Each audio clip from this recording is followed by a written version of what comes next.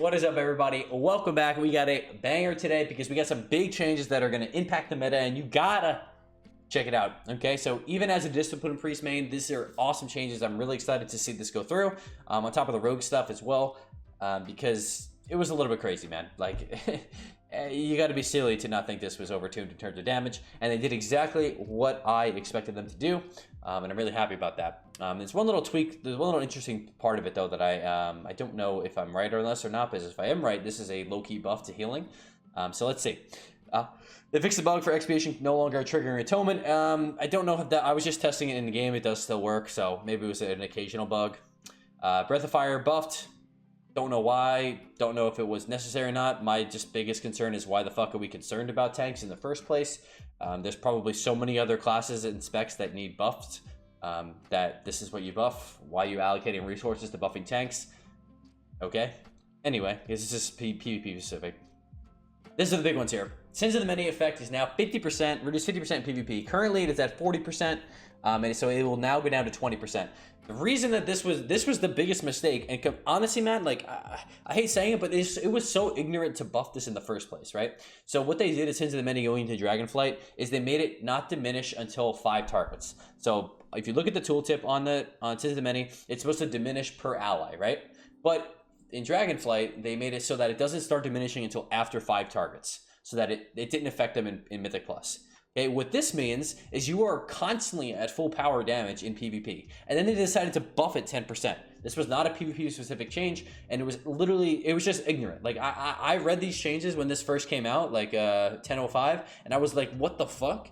And I don't think other people really understood the power of that, that don't play Disc Priest. Like, this was just a straight up it was a 10% damage buff to everything. And it was just, honestly, just dumb.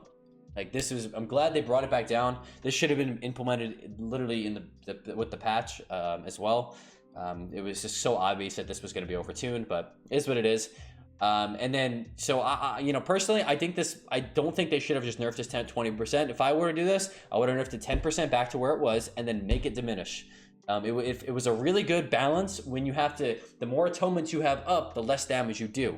And that scales down very quickly. So, it would turn out to be, because it made sense. Like, if I'm committing to more healing, I'm going to do less damage. If I forget about healing, I could do more damage. It was a good balance of playstyle, right?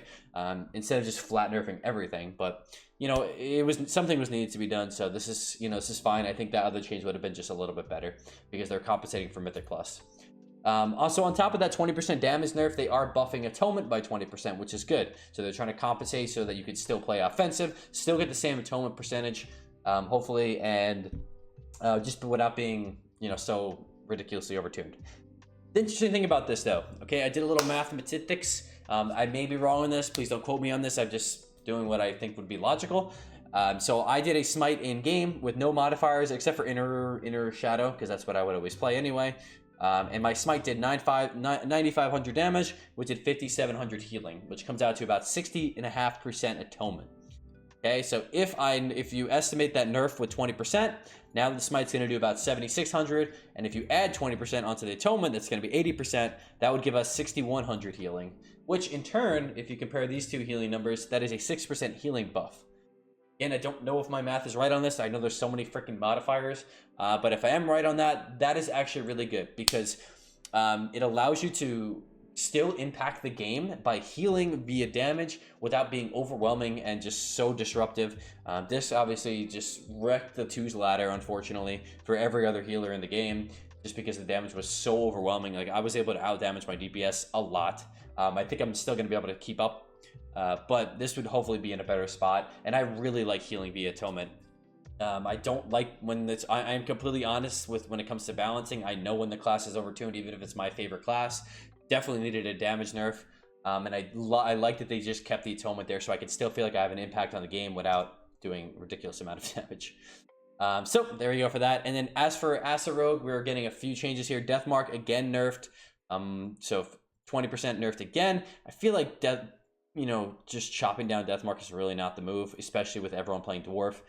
It is what it is, but I think they should just nerf base damage, honestly, in my personal opinion. I don't think, because you're just going to completely nullify a cooldown, that just feels bad as the classic. You you don't really have any other damage cooldowns as rogue. So if they just keep nerfing this down, it just becomes completely useless. I think they should just nerf base like bleed damage in the first place.